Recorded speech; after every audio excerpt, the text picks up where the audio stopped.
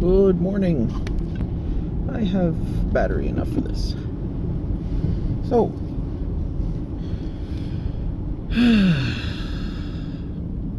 let's see. 3D printing? Having some interesting 3D printing experiences. I should probably get like a parts kit or something like that for the 3D printer. It's been running for a while, going strong, but it has developed some buzzes and some inconsistencies, and I like to have parts for things to be able to fix them. So there's probably a list of common things that break on the Ender 3. So being able to find that it's a good idea. I have run into, I put a glass bed on top of it, and then I put my Ender bed, the removable Ender bed, on top of that, because it had really good bed adhesion, and I could take it off and flex it to break off anything that was stuck on. But the glass bed's supposed to be really good. So, as it happens, without the glass bed, or without that doesn't make any sense, because it would have been a lot shorter.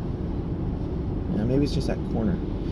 One of the corners does not want to go up high enough to meet the glass bed. It's the back right corner, and it's like the spring is compressed too much, and it won't. As you loosen it, the spring is supposed to push up on the bed, but it's just kind of compressed, so the bed is a little wobbly over there. So I want to put in a stopper or something to compress the spring a little bit more so that it'll push up on the bed. But there's also aftermarket springs that you can buy that are just meant to be replaceable springs for you to put on your bed anyways, because the springs that it comes with are not that great. And this is the only time I've had problems with them, so why not?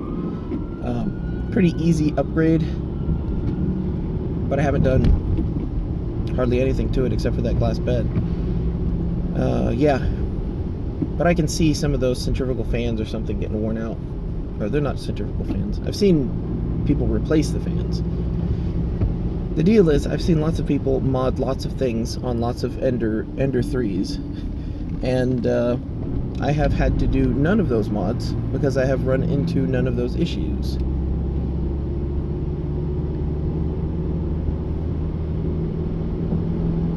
Pretty sure this is right. Going a slightly different way to work. Yeah, this is right. Okay. This is the way I drove to work many years ago. So, muscle memory's kicking in, and I'm just driving. And I'm like, wait a minute. Brain's going, wait a minute. Muscles, you don't know where we're going, do you? The muscles are like, yes. Yes, we do. Somehow. Literal muscle memory.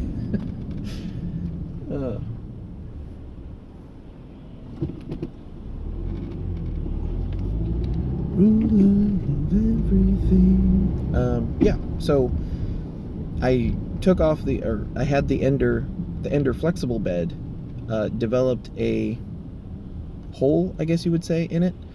The top rough surface piece, there's a chip out of it, and that chip is filled in with the first layer of extrusion. So, technically I can build things with the piece offset so that it doesn't build over that broken area. But, having a 1/4 of a millimeter or 1/2 millimeter bulge in one area of the face is not necessarily that bad. And I can kind of trim it off, but, I still got the glass bed for the feature of it being flat, perfectly flat.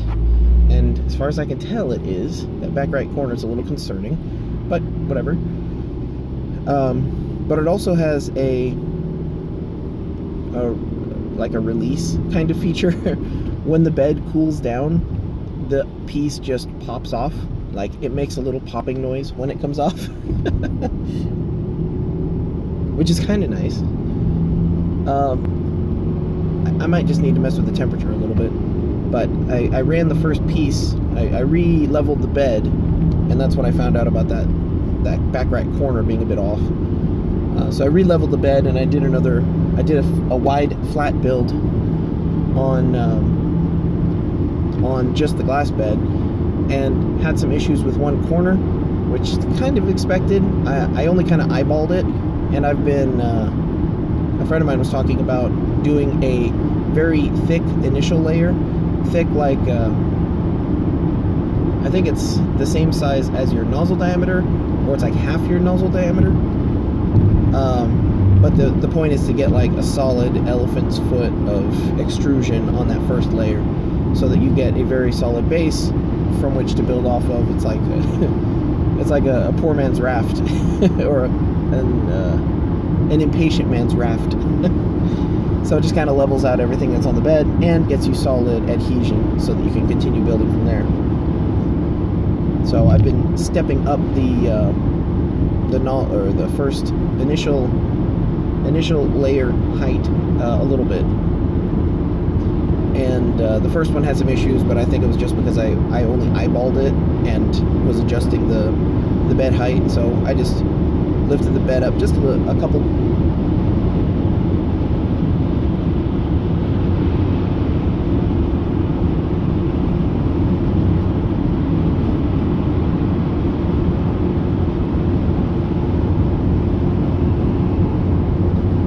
Clearly a different driving experience than going to work the other way.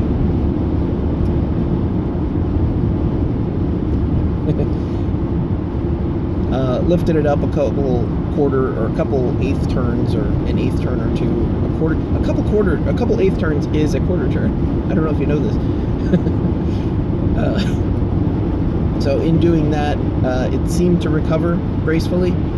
So I think it was solid.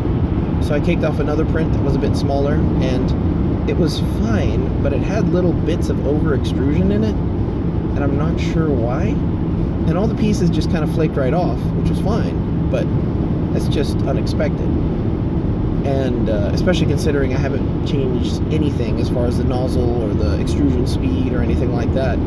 So I'm not sure. It is warmer because I did the build while it was in the garage. The garage was definitely warmer yesterday than inside the house, which is a bit cooler. So I know that has some effect on it, but I don't remember seeing these little stringers coming off the corners that you have to pick off, and they come off cleanly. So it's just odd. But I was never. I mean, making customer product, obviously you want it to look as good as possible, as professional as possible, but I never really understood the desire for people who make 3D print, or people who 3D print, to want their 3D prints not to look like 3D prints. Doesn't really make a lot of sense to me. Of course, I'm also not. I am abnormal in that regard, that I just I don't care about appearances to an odd degree. Like, even the whole what's it called?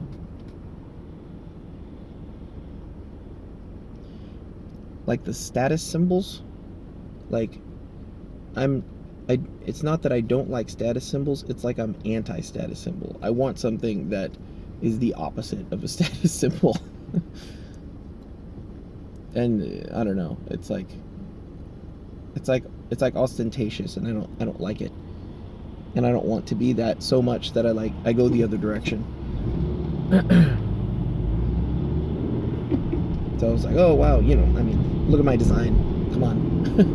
It's like, oh, people are buying these lovely keyboards with brass plates and polished and this and that, and diamond encrusted keycaps, and that probably exists. I'm just making stuff up, but maybe. And I'm like, get the cheapest PVT buttons you can, get the cheapest switches you can, put it on just a circuit board. Like, oh, well then you need some feet on the bottom. No, I'll just get some drawer mat and then hot glue it.